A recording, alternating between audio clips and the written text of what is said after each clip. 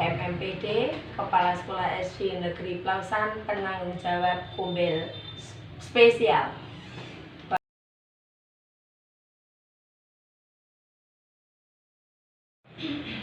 Teman-teman, berdasarkan kemarin arahan dari Ibu Kepala Sekolah, ternyata bahwa di sekolah kita numerasi kita masih kurang. Nah, sebetulnya kalau di kelas teman-teman itu clear-nya seperti apa sih? Kalau di kelas 4, kelas saya berdasarkan hasil asesmen informatif selama pembelajaran langsung dilihat hasil anak-anak dalam numerasi itu masih kurang. Mereka kemampuan dasar numerasinya masih rendah berkaitan dengan penjumlahan, pengurangan yang berkaitan dengan teknik menyimpan dan meminjam mereka masih bingung. Bahkan untuk perkalian dan pembagian pun mereka masih bingung, masih menghitung perkalian 1 sampai 10 itu masih menghitung pakai jari. Kalau di kelas hampir sama seperti kasusnya itu di kelas 4 ini. Saya waktu pertama awal itu memberikan soal untuk mengetahui asesmen diagnosis itu, saya memberikan soal yang soal masih setara dengan di kelas 4 itu, yaitu penjumlahan perkalian itu mereka juga mengalami penurunan dalam melaksanakan numerasi. Mereka bahkan perkalian memang seperti dikatakan Bu Santi tadi, di kelas 4 numerasinya memang untuk perkalian itu mereka kurang. Nah, selama ini saya mengajar, setelah itu kan di numerasi itu kan tidak hanya soal itu, soal langsung misalnya perkalian langsung perkalian, tapi ada soal cerita. Soal cerita pun anak-anak di kelas 5 ini juga mengalami penurunan. Karena apa? Karena dari soal cerita itu mereka tidak bisa memahami apa sih kalimat matematika yang didapat dari soal cerita itu. Jadi memang tahun ini memang anak-anak mengalami penurunan dalam hal numerasi. Ya, berarti kesimpulannya kalau di kelas 4 itu kemampuan dasar untuk menghitung masih kurang. Ya, betul sekali. Dengan di kelas 5 itu untuk memahami kalimat matematika itu juga masih rendah itu ya. Demikian pula sebenarnya di kelas 6 itu juga masih ada beberapa kekurangan, yaitu ketika mereka menghadapi soal-soal cerita, mereka belum bisa menganalisa mana yang ditanyakan, mana yang diketahui, dan bagaimana cara menjawabnya. Itu yang terjadi juga di kelas 5. Nah, dari permasalahan itu, kalau menurut teman-teman bagaimana pemecahannya, solusi dari yang akan diambil teman-teman dari hal tersebut? Kalau untuk di kelas saya, di kelas 4, saya biasakan setiap pagi sebelum masuk kelas, anak melakukan tanya jawab tentang perkalian dan pembagian dengan anak-anak. Kemudian ketika di dalam kelas, ketika sebelum pulang sekolah, saya memberi soal-soal yang berkaitan dengan penjumlahan, pengurangan, perkalian dan pembagian. Itu. Di kelas 5 juga hampir sama seperti di kelas 4, cuman kalau di kelas 5 sebelum masuk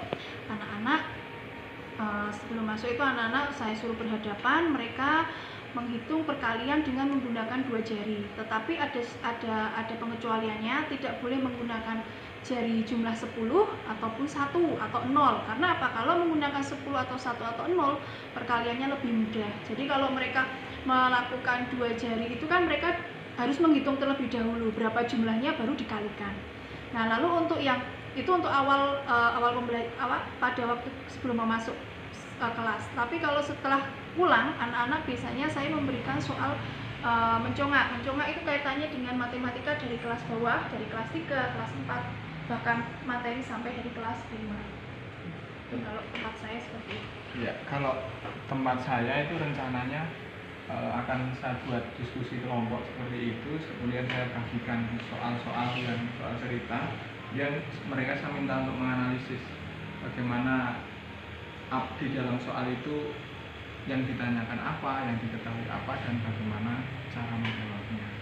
Nanti dengan demikian diharapkan mereka semakin memahami cara menjawab soal, memahami soal seperti itu. Jadi dari pemahamannya dulu ya Pak ya, mereka tahu ya. Baik, mungkin dari rencana teman-teman itu bagus sekali.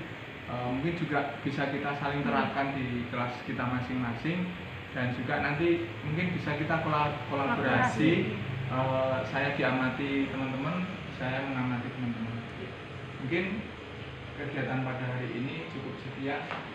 bisa kita tindak lanjuti dengan implementasi dari rencana kita saat ini. Terima kasih. Oke, silakan. 1, 2, 3.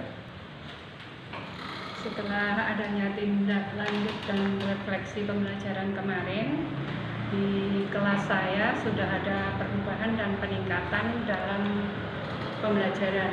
Anak-anak setelah diberi penjelasan dan mulai latihan pemahaman, anak-anak sudah mulai bisa memahami apa yang menjadi pertanyaan dari suatu soal cerita. Dan anak-anak sudah bisa mengerjakan dengan baik, sudah ada peningkatan dibandingkan dengan yang pertama. Ya, seperti itu. Kalau dari kelas saya, kelas 2 hampir sama dengan Sabrina. Kelas 2 itu kemarin saya strateginya dengan pemberian soal latihan terus menerus gitu.